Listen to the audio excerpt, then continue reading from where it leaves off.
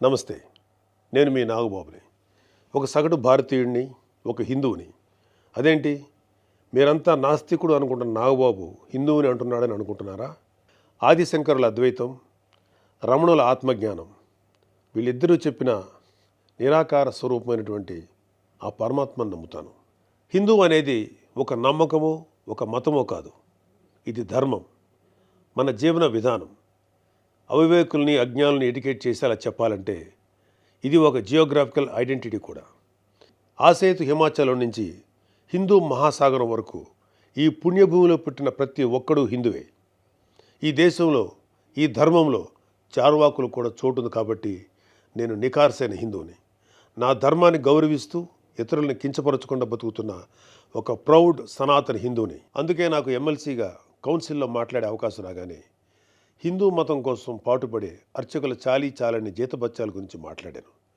మరి వైసీపీ నాయకుల సంగతి ఏంటంటారు? రండి చూద్దాం.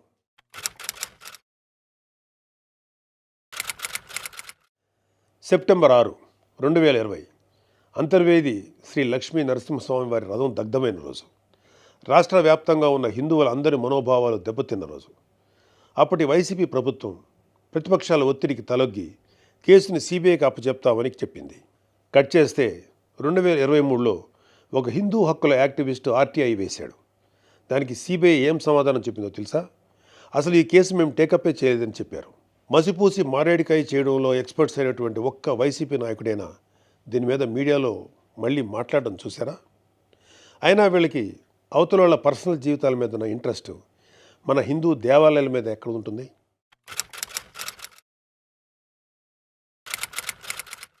డిసెంబరు 2020 రామతీర్థం రాముడు మనకు ఒక దైవం. మహావిష్ణువు అవతారం మాత్రమే కాదు, అంతకు మించి. ఈ దేశం తాలూకు ఆస్తిత్వం రామకథలో ఉంది. ఒక మనిషి ధార్మికంగా ఎలా బ్రతకాలో రామాయణం చెప్తుంది. రామాయణంలో మారీచుడు చెప్తాడు, రామో విగ్రహవాన్ ధర్మ సాధు సత్య పరాక్రమ అని. ఈ భూమి మీద రాశీభూతమైన ధర్మమే శ్రీరాముడిని నమ్మే జాతి మనది. అలాంటి రాముడి శిరస్సును నరికినా పట్టించుకోని ప్రభుత్వం వైసీపీ ప్రభుత్వం. అప్పటి ప్రభుత్వం ఇన్వెస్టిగేషన్లో చూపించిన నిర్లక్ష్యం వల్ల దీని వెనుకున్న అసలు దోషులను శిక్షించలేక ఏదో నామకే వాస్తే కేసులు పెట్టి దీన్ని నీరు కార్చారు. అయినా మీకు మీ మంత్రులకి రిలీజ్ సినిమాలకు రివ్యూలు ఇవ్వడం మీద ఉన్న శ్రద్ధ రాముడి మీద ఎందుకు ఉంటుంది?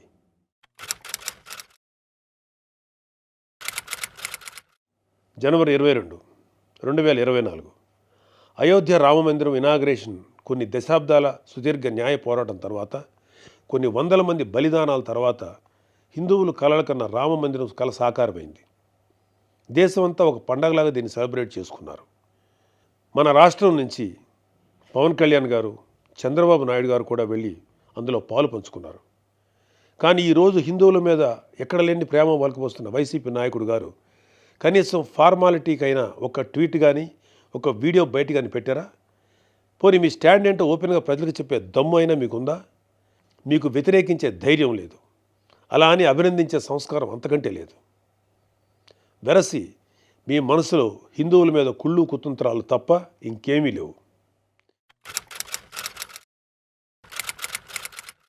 టీటీడీ భక్తులకి భగవంతుడిని దూరం చేసిన వైసీపీ పూట గడవని పేదవాడి దగ్గర నుంచి వజ్రాల కిరీటాలు చేయించే కోటీశ్వర్ల వరకు అందరి కోరిక ఒకటే, ఆ కలియుగ దైవమైన వెంకటేశ్వర స్వామివారి దర్శనం ఏడాదికి ఒకసారైనా చేసుకోవాలని. ఒక సామాన్య భక్తుడు నెల నెలా డబ్బులు కూడబెట్టుకొని మరి ఆయన చూడడానికి కొండ మీదకి వెళ్తాడు. అలాంటి కొండ మీద అకామిడేషన్ ఛార్జీలు మీరు ఒక్కసారి ఎలా పెంచుతారు? నందకం, పాంచజన్యం, కౌస్తుభం, ఒకలామాత గెస్ట్ హౌసుల్లో 500కి దొరికే రూమ్ని 1000కి ఎలా పెంచారు? నారాయణగిరి గెస్ట్ హౌస్లో 1700 రూపాయలు చేశారు. ఇది సామాన్యుణ్ణి భగవంతుడికి దూరం చేసే ప్రయత్నం కదా? నువ్వు ఎవరిని, అదే ఏం మాఫియాని సంతోషపెట్టడానికి ఇది చేసావో అర్థం కానంత అమాయకులు అనుకుంటున్నావా ప్రజలు? దర్శనాలు సేవలు అయితే ఇంకా దారుణం.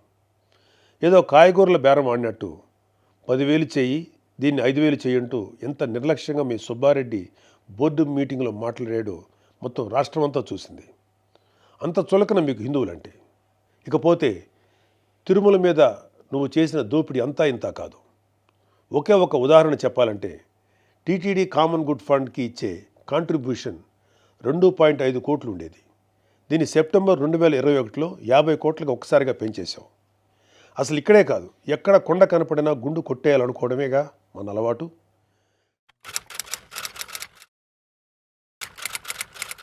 Declaration form. ప్రతి రిలీజియస్ ఇన్స్టిట్యూట్కి ఒక సాంప్రదాయం ఉంటుంది. దాన్ని గౌరవించడం మన ధర్మం. యుధా రాజా తదా ప్రజ అంటారు. నాయకులే రూల్స్ ఫాలో కాకపోతే ఇంకా ప్రజలు ఏం ఫాలో అవుతారు? అయినా బాధ్యత గురించి వైసీపీకి చెప్పడం చెవిటోడి చెవిలో శంఖం ఊదినట్టే. పవన్ కళ్యాణ్ గారు ఆయన కూతురు పొలినాని తిరుమల తీసుకువెళ్ళినప్పుడు ఆ అమ్మాయి మైనర్ అయినా కూడా ఒక గార్డియన్గా ఆ అమ్మాయి తరఫున డిక్లరేషన్ ఇచ్చారు. పవన్ కళ్యాణ్ గారి సతీమణి అన్నాగారు కూడా డిక్లరేషన్ ఇచ్చారు. ఇంత ఎందుకు, ఈ దేశ రాష్ట్రపతి అబ్దుల్ కలాం గారు కూడా తిరుమలలో డిక్లరేషన్ ఫామ్ పైన సంతకం చేసి అక్కడి నుంచి సాంప్రదాయాన్ని గౌరవించారు. నువ్వు కలాం గారి కన్నా గొప్పోడివా? డిక్లరేషన్ ఇవ్వకుండా వెళ్ళటమే కాక మీ మంత్రి వచ్చి ఆడి అమ్మ మొగుడు కట్టాడా తిరుపతి గుడి అని అంటాడా? అలా తలపొగురు మాటలు మాట్లాడితేనే జనాలు 151లో మధ్యన 5 తీసేసి 11 ఇచ్చారు. అయినా నువ్వు ఏమైనా మారావా? లేదు. డిక్లరేషన్ అడిగారు అని తిరుమల పర్యటన క్యాన్సిల్ చేసుకున్న చరిత్ర ఉంది. అయినా సెక్యులర్ ప్లేస్కి రిలీజియస్ ప్లేస్కి తేడా తెలియని నిన్ను ఎడ్యుకేట్ చేయటం మా వల్ల కాదు. ఇక ఫైనల్గా మన కల్తీ నెయ్యి వ్యవహారం గురించి చెప్పాలి. పాపం ఈరోజు డోస్ ఎక్కువైనట్లుంది. రేపు మాట్లాడుకుందాం. Stay tune.